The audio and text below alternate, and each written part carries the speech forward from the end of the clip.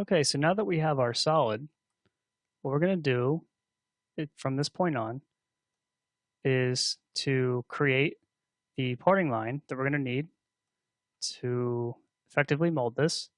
And because it's a symmetrical shape, even though we just created the solid, what I'd like to do is actually cut it in half later, and we're going to work on one half at a time.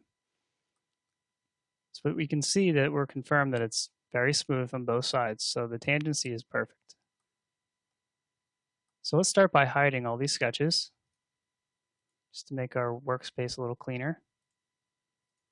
Hide this plane as well. Look at this from the right side, and you can see this is our profile to work on. And this is how we're going to split the shape.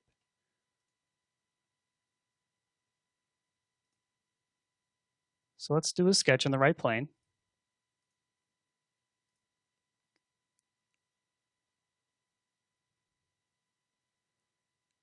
And you can see that this line is made up of a bunch of disjoint curves.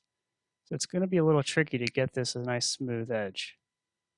What I can do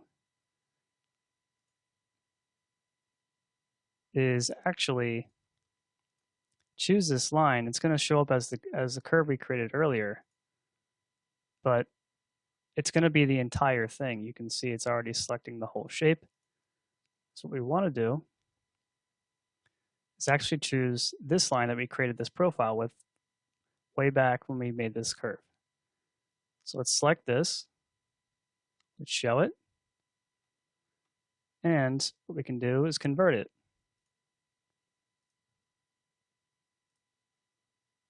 Into a new sketch. So there it is. We can exit the sketch, actually hide this curve. So now we can actually split our shape. So what we could do is actually extrude a surface from this line and split it that way, or we can choose the split feature and just use the sketch as the trimming tool. So let's choose the sketch. Now it says that it's been absorbed, which means it's probably still showing our original one. So let's hide that. So you can see the line was on top of the other one, so make sure these are always hidden. So that's why we created this new sketch, is because we cannot use sketches from features we've used in the past. So let's try this again. We're going to split. Trim tool is a sketch. Cut the part.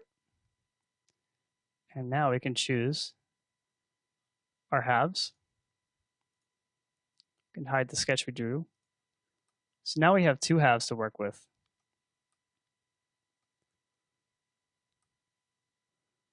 So now what I want to do is actually, I want to cut an edge in here, separating the top from the bottom visually. So we're going to see a little gap that runs all the way around.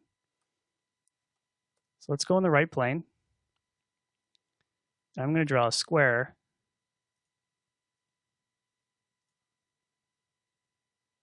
Right on this corner here. I also want to make sure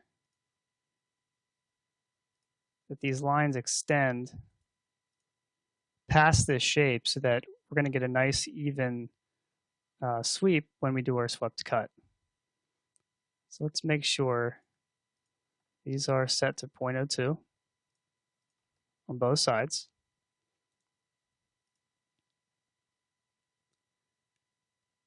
And just to be safe, what I want to do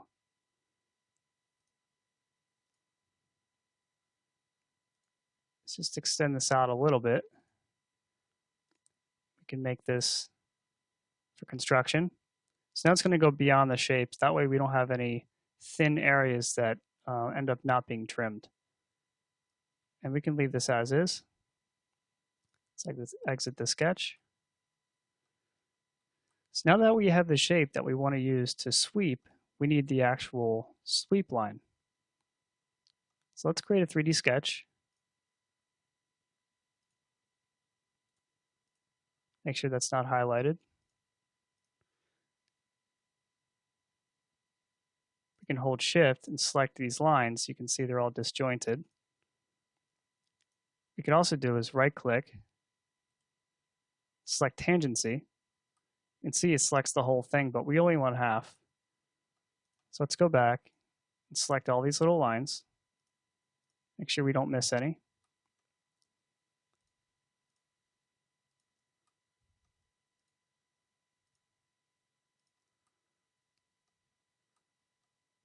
And now we can actually convert this into our sketch, like so. And let's do our swept cut. Let's open up the Features tab, and we'll find the swept cut button. We're going to do a profile sweep. So our profile will be the shape we drew here. And the rail or the guide will be the sketch here. So you can see it's doing some interesting things with the shape. So we can add some more control to this by giving it a minimum twist to follow the path, and make sure that this is path tangent on the end tangency. So you can see the shape looks a little more consistent now. Let's hit the check.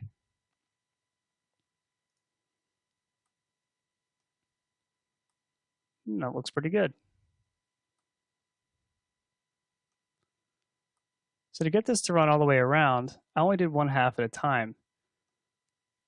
So because we're only going to be working on one half of the controller from now on, I'm just going to go ahead and get rid of this side.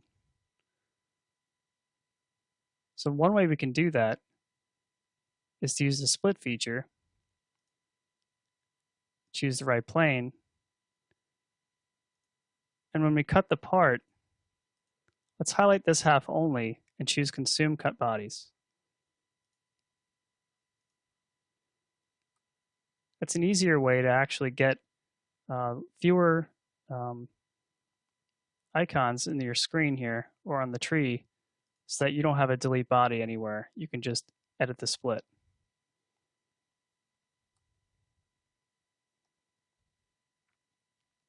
Okay, so that's going to be the end of this lesson. So for the next lesson, we are going to be creating our controller triggers, and we're going to be working on just this half for now, and you'll see how that progresses later.